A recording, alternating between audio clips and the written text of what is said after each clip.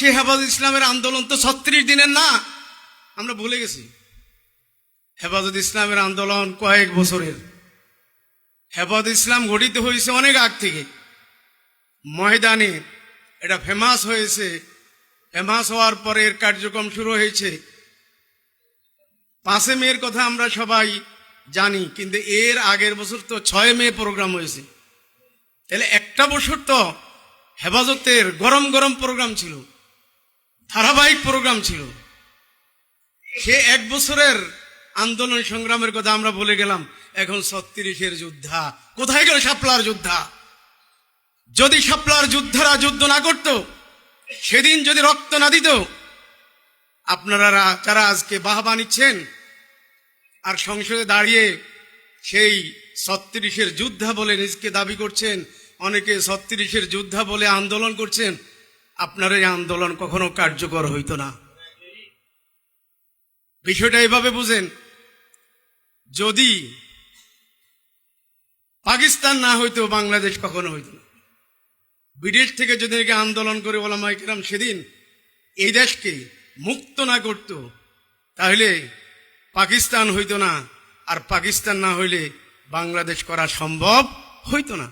আজকে যারা বাংলাদেশের 71-এর মুক্তিযোদ্ধা, ওরাও একই প্রতারণা আমাদের সাথে, জাতির সাথে, এই দেশের গণমানুষের সাথে করেছে। শুধু কেবল 71-এর যোদ্ধা, 71-এর যোদ্ধা। কিন্তু 71-এর যোদ্ধা এর এই যুদ্ধটা কাজে লাগছে কখন?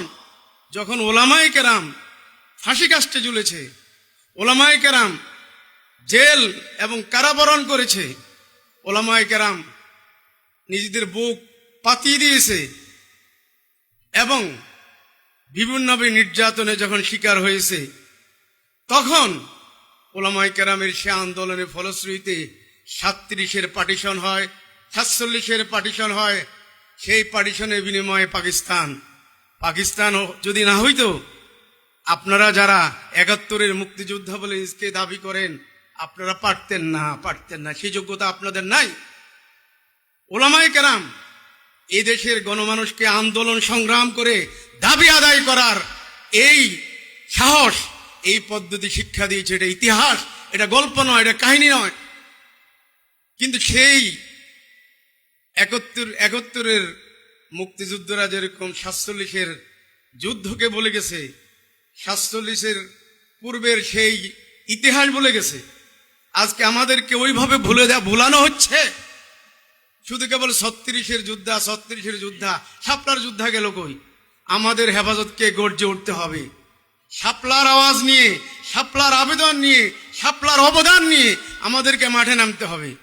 এই শাপলার অবদানকে কেউ যেন আমাদেরকে ভুলাইতে না পারে, এই জাতিকে ভুলাইতে না পারে।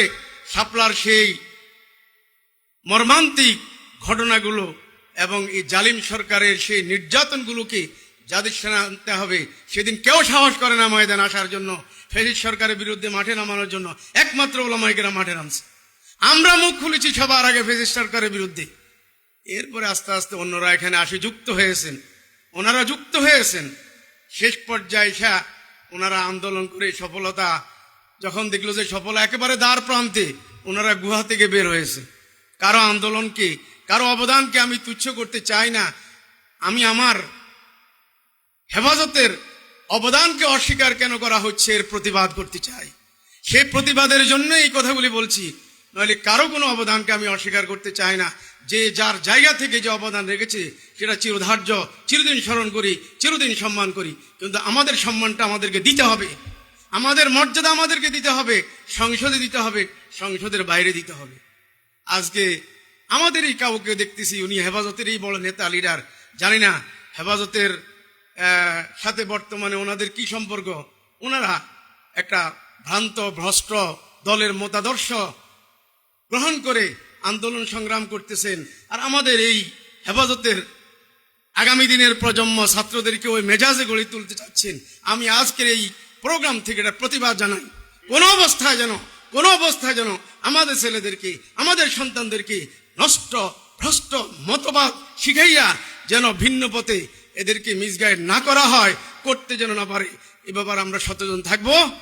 সর্বশেষ কথা হলো হিজবুত তাওহীদের ব্যাপারে যে কথাটা হয়েছে, আমরা যারা এখানে মাদ্রাসা মোহতামিম সাহেবরা আছেন, দায়িত্বশীলরা আছেন, আমাদের মুরব্বীরা আছেন, বেফাক আছে, জমিয়ত আছে, পরামর্শ করে আমিও চাই এরকম একটা প্রোগ্রাম হোক যেটি ইতিহাস হয়ে থাকুক। আখির দাওয়ানা আলহামদুলিল্লাহ রাব্বিল আলামিন। মাশাআল্লাহ, বারাকাল্লাহু ফি হায়াতি তাইয়্যিবা। আল্লাহ তাআলা হযরতের ছায়াকে দীর্ঘ করেন।